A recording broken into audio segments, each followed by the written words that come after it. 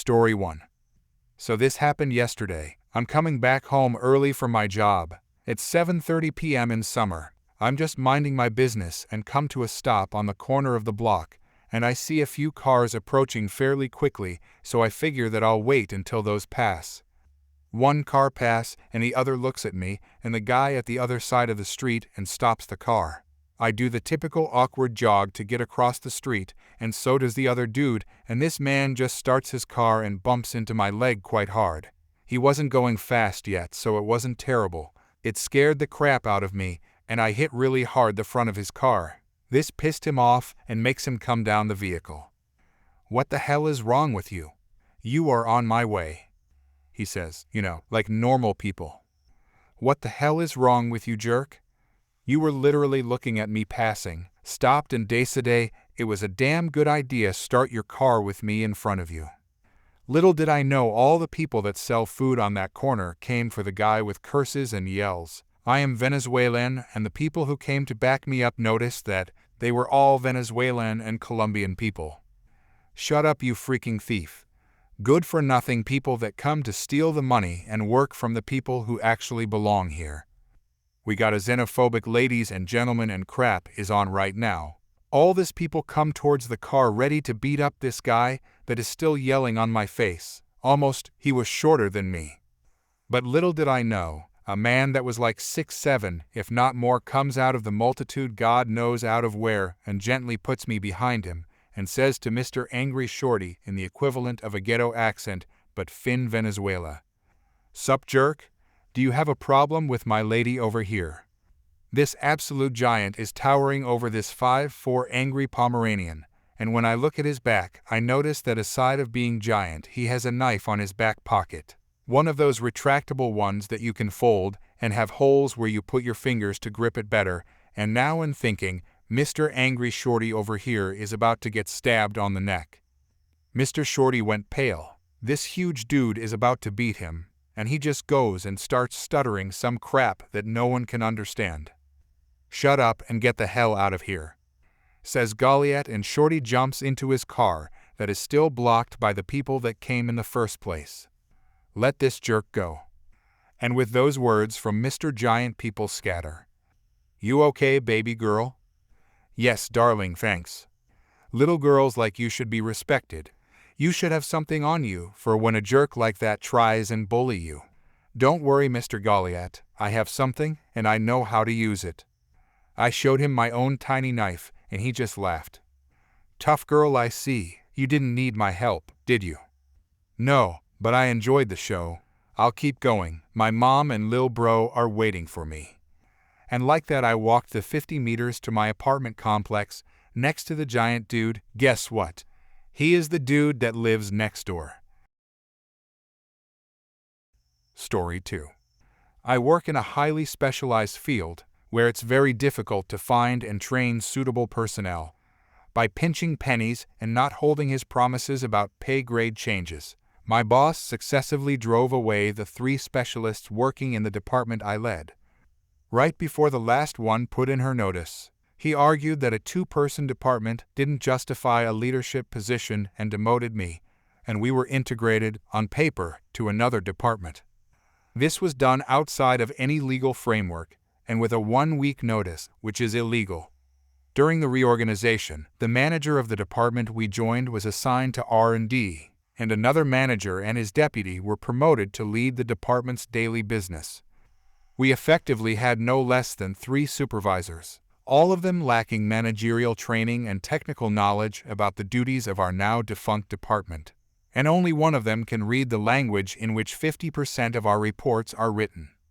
Right after the reorganization, I was granted one last meeting with the boss, where I pointed out that several of my duties cannot be bestowed upon the mere foot soldier I had become, nor taken over by the new leadership. He answered that his decision was final. I was to revert to my previous job description and take up any future matters with my new supervisors. I did just that, and some more. I read the state law and ordinance about state and university employees. Should have done it earlier. In hindsight, I discovered that the illegal move by my boss doesn't carry any penalty, so there's all I can do legally. I'm allowed to take on private mandates for anything that is not explicitly mentioned in my job description. It's a gift normally meant for professors. I get to take up to 15 days of additional paid leave per year to hold a public office. The pay grade I reverted to doesn't match my responsibilities today, even excluding the absence of leadership position, and there's an independent procedure with state human resources to reevaluate the pay grade. The kicker: my old job description that dates back to 7 years before is short, to say the least, lines that don't even cover 50% of what my duties in the last 7 years consisted of. And I have a side gig as a retained firefighter and fire instructor, for which I used to take vacation days. This counts as a public office according to state law. The fallout: my new managers both signed the authorization to take on private mandates and public office without understanding the implications. I used all of the 15 days, where I legally get paid by the finance director and my employer at the same time. I took on several private mandates totaling nearly an additional month of salary for 4 days of work. And the pay grade reevaluation has brought me back to the same income as with the previous leadership position. Oh, and since my specialty now has a bus factor of 1 and my new supervisors have been unable to staff the open positions, it was very unlucky that I fell ill at the time where I had to submit paperwork for a research grant, costing the institution $30,000 in lost research funds. Edit: I use the expression private mandate, which is a direct translation of the state law legalese and seems to confuse a lot of you. Think of it as taking the mandate in my name, as opposed to in the institution's name. It's not exactly as a contractor, because as a member of the institution, I'm still bound by some rules that don't apply to contractors. Story 3. Yesterday at the graves, my husband and I, joined by family from out of town, paid our respects to his parents and grandparents. I recognize death and grief evoke a wide spectrum of responses, and I appreciate that my husband's family focuses on good memories and the joy of living. We first visited my husband's parents. Gathered around the headstone, everyone seemed glad to be together. Even as we talked about loss, we joked. When we arrived at Nana and Grandpa's resting place, a man in the next row was complaining loudly to a woman on Zoom about the condition of his loved one's gravesite. He paced and flailed his arms. "We've got to get this fixed," the woman squawked back. "Wah, wah, wah." About 4 feet from the grave marker, there was a small garden bed with a memorial bench. The man was distraught that the bench was not perfectly square with a marker. He buzzed among graves in our vicinity, showing the woman on Zoom how other benches were situated. Meanwhile, we had encircled Nana and Grandpa's grave and were chatting. The man called out, making eye contact with me. "Are you with the cemetery?" I said no, and he returned to his diatribe. I looked at us in parkas, flannel shirts, jeans, and colorful masks, wondering what he saw that made him think we worked there. Was it our levity? Did my big sunglasses give me an air of authority? Maybe in the throes of personal pain, even displaced pain, anyone looks like someone who can help. Story 4. The backstory. Apparently, a man and his wife came in and wanted to purchase a refrigerator. They found a couple they liked for something around $1,000.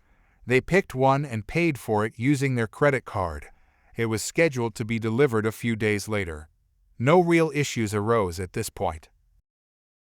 The next day, the woman came back. They had decided to change their minds and no longer wanted that specific refrigerator. Instead, they wanted to reconsider switching to the other model they had liked. No problem.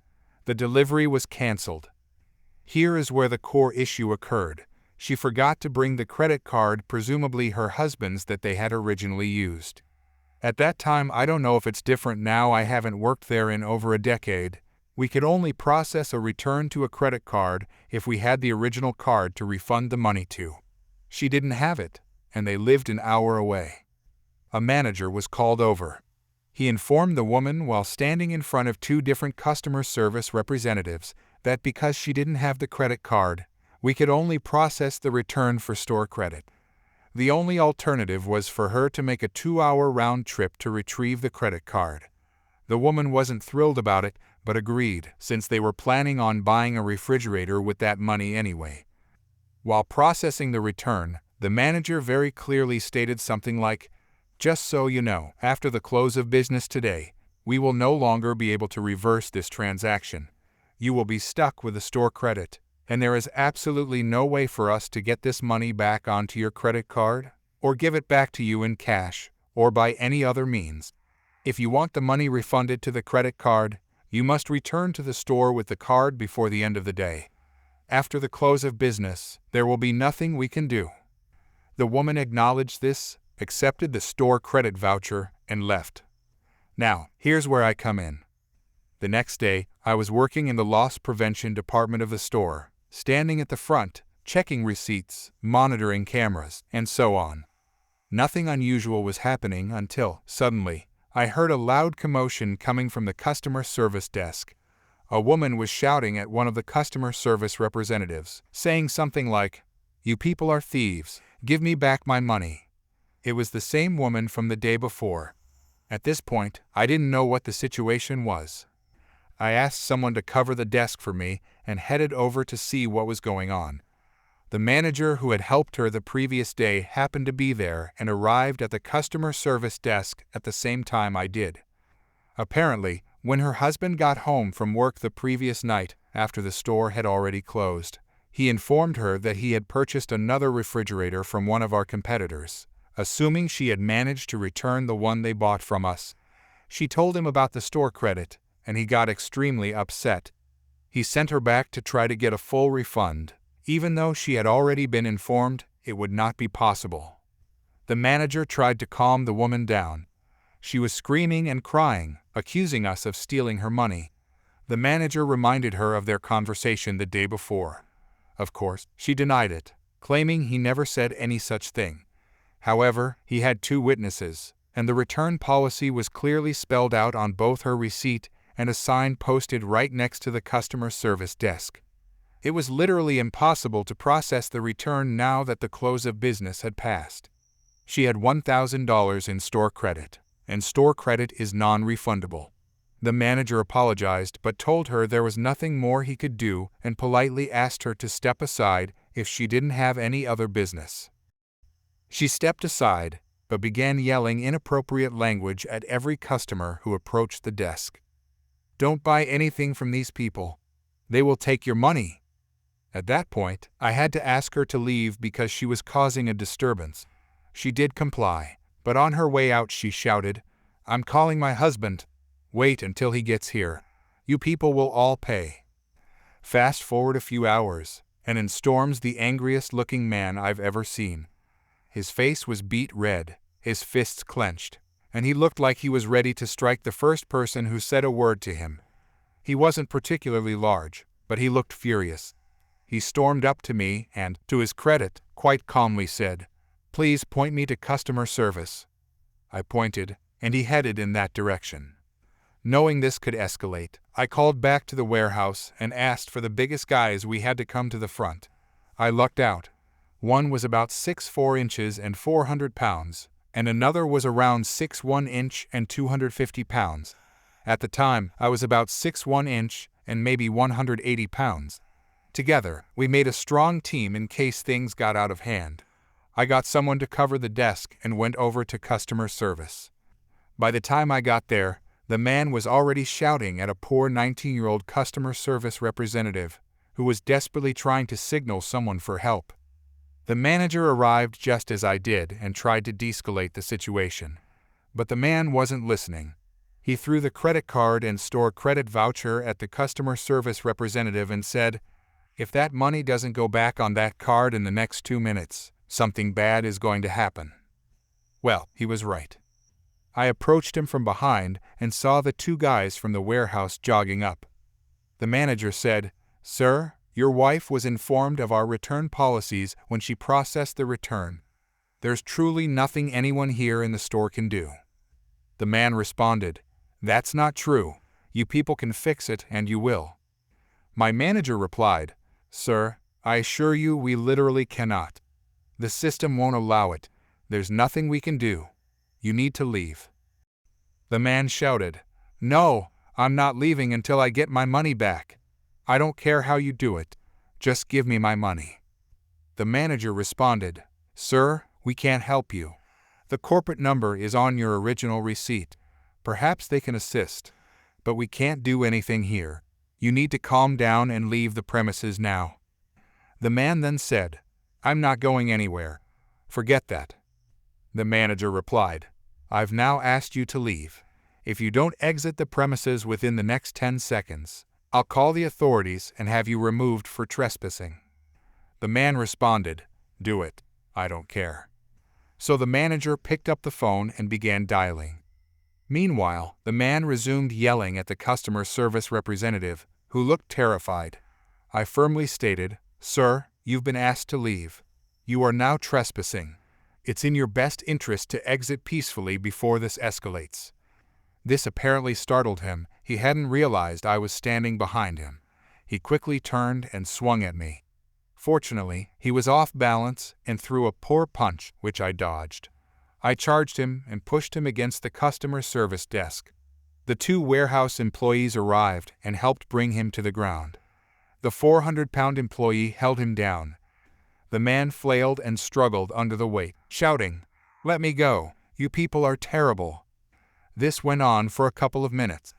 After realizing he wasn't getting free, he started bargaining. Okay, you're right. I'll just leave. Just let me go and I'll walk out peacefully." The manager, having finished his call with the police, said, "We gave you plenty of chances. You chose not to leave. At this point, you've assaulted one of my employees, and you're going to be taken into custody." And to jail he went.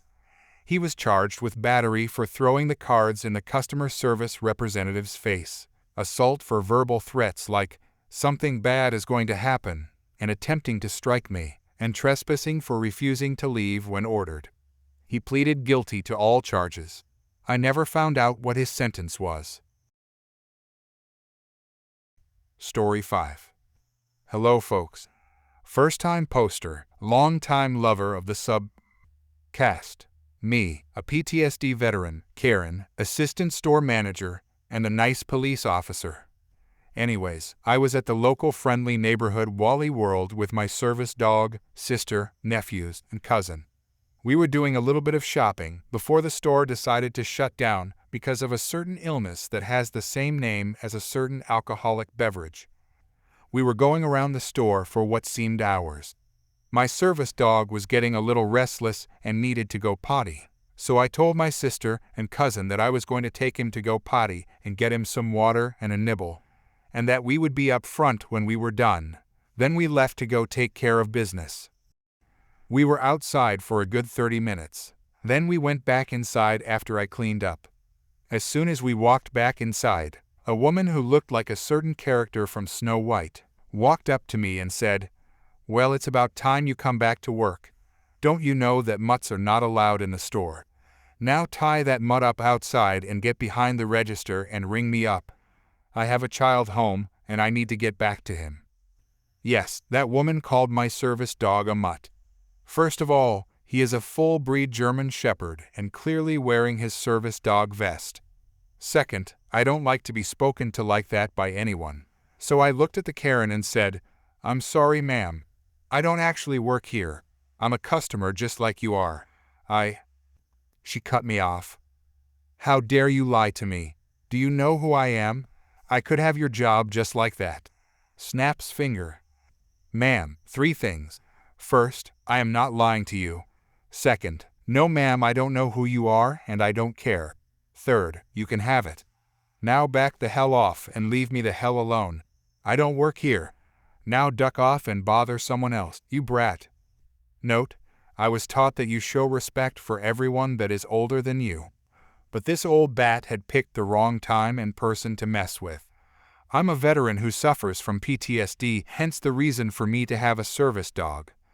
Back to the story. As soon as I started to swear, the assistant manager came up and asked what the problem was.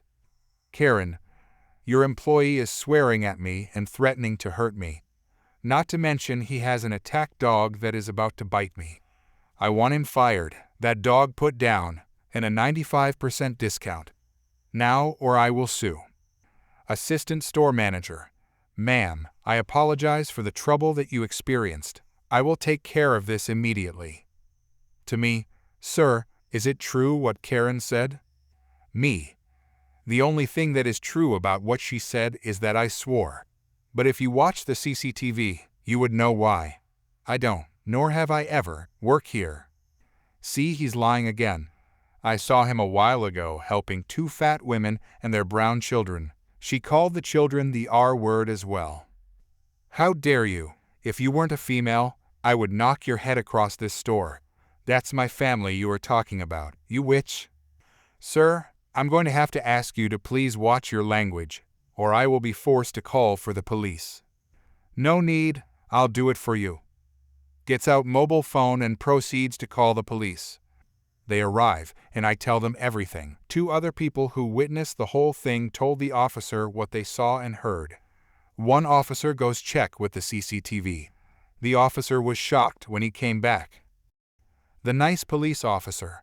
It seems to me that you are not in trouble. Sir, you have had a bad day and you were in the right. Karen is placed under arrest for the harassment of someone that is disabled, interference of a service dog in the middle of its duties, and shoplifting. I was having a panic attack while this was going on, and my dog was trying to get me to focus on something else, like he was trained to do. But Karen was trying to get my dog away from me. Of course, that only made things a lot worse than it already was. I don't know what happened after that, because my sister and cousin came through the checkout and we left. My sister asked me what was wrong, and I told her, just the small details, because my nephews were in the car. She just laughed and reminded me that sometimes I do look like I work at Wally World. Not this time, however. I was wearing a pair of shorts and a t-shirt that had my unit printed on the front. Oh, the joys of dealing with a Karen at the local Wally World. Note: the town where this particular Wally World is located has laws against the harassment of someone with a disability and interfering with a service dog. That is why Karen was arrested. As soon as the police arrived, Karen tried to get out of the store with her buggy without going through checkout. That is why Karen got charged with shoplifting. Story 6. I will give all people entities names that correspond with their function within this story. Years ago, I started a new job. I'm a biology professor, and this job was at a small, private college. Note, as this is important and people sometimes confuse these terms. Private is not the same as for profit. Private just means that we aren't operated by the state. Like most colleges, we're a non-profit. This college is also located within easy driving distance of a branch of a large state university. One of the first things I do is get us some free stuff. We have a lot of out-of-date equipment, analog, when everyone has moved to digital, and a lot less glassware, beakers, etc. than we need. Some of my grad school buddies work at large state university nearby, so I call them up and ask if anyone is clearing out their lab. See, at a lot of these universities, when faculty leave or retire, anything left in their lab that isn't cutting edge and super expensive goes into state surplus. There are only 2 legal ways that I know of to avoid sending things to surplus: move it to someone else in the department or donate it to a non-profit. It turns out that I actually know the person who all of this equipment goes to, after being picked over in-house to be surplused, and so she lets me come by her storage space and pick through it next. Great story, right? I solve a problem for us, and large state university saves time and looks generous. Of course, that's not the end of this, or it wouldn't belong here. It turns out that I am unaware of 2 things. First, by doing this, I have just made someone senior to me, but not in my command chain, look incompetent. This isn't hard, since that's the truth. Second, one of the reasons we seem not to have replaced things in a while is that there were, several years before I came, some major financial shenanigans, the sort where senior people resign, effective immediately, and the locks on their office doors get changed overnight. Because of the second point, paperwork has been created to document all sorts of transactions around the college.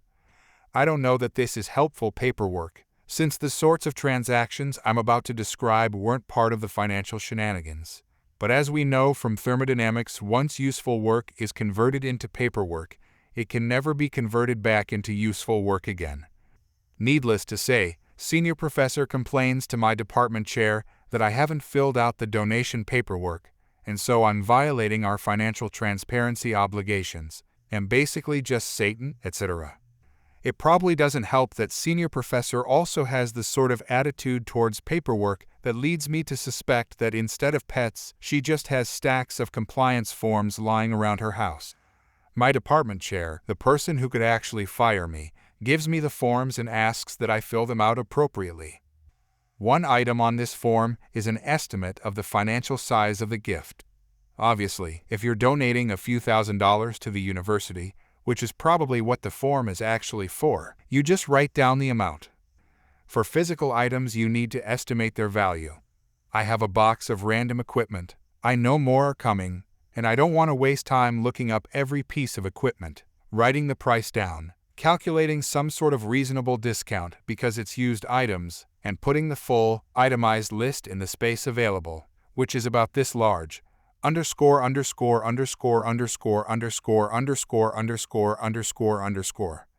Still not the real malicious compliance here, but I ducked this one. I didn't donate anything, I say. My chair is confused. But you came in with this box of glassware and told everyone in the department to come get what they needed from it. Me, right? But that's a donation from large state university to our college, not to me. I just drove it here out of the goodness of my heart. If they donated it to me personally, that would be illegal, since they're required to donate it to a non-profit. My chair, who came from industry and has a bit more business sense than some pure researchers, understands that this is correct. However, I can see that there is a problem coming. The next set of things I want to get are some decent animal skulls. We have about 3 species on hand, one of them human. Everywhere else I've taught we generally have at least a dozen species on hand, and it's very useful when you are teaching anything that involves comparative anatomy. But my plan has been to use my own skills to clean the skulls of road-killed animals.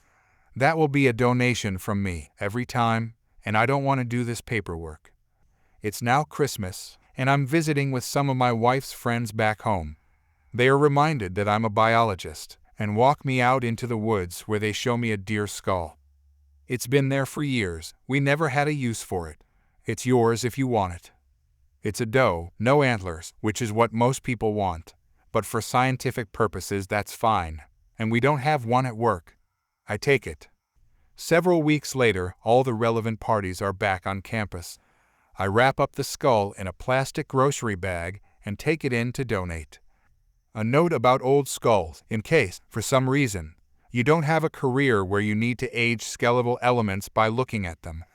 Mammal skulls are made from many separate bones that fuse together at the edges.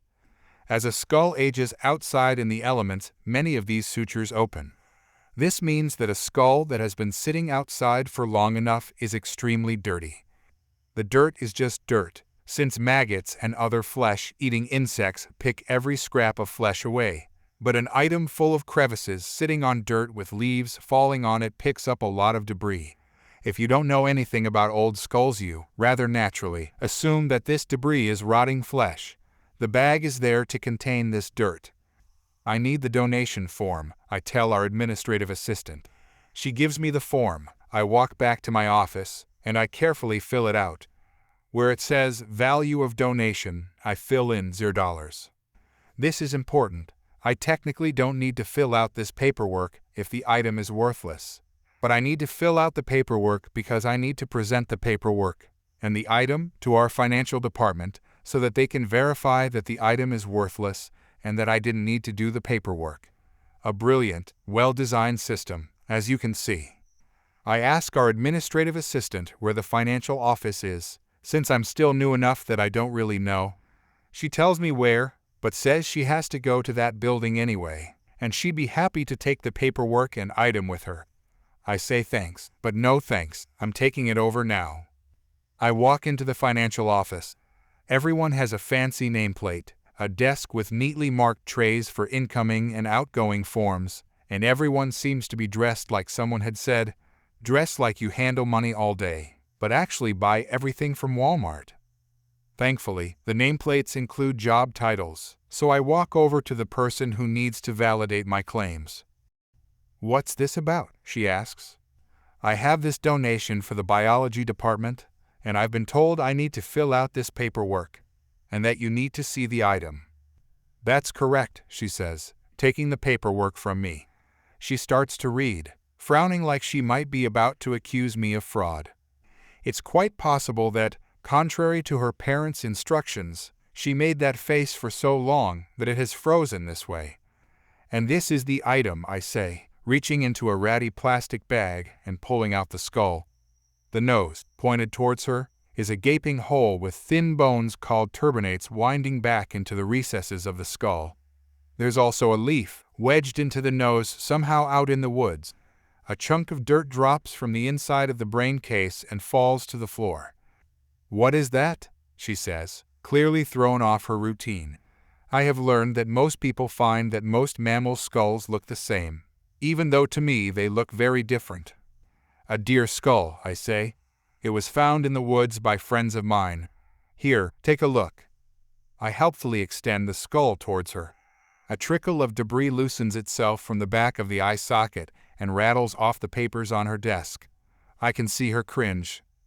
"I've assessed its value at $0, but I was told that you needed to personally inspect items to make sure of this."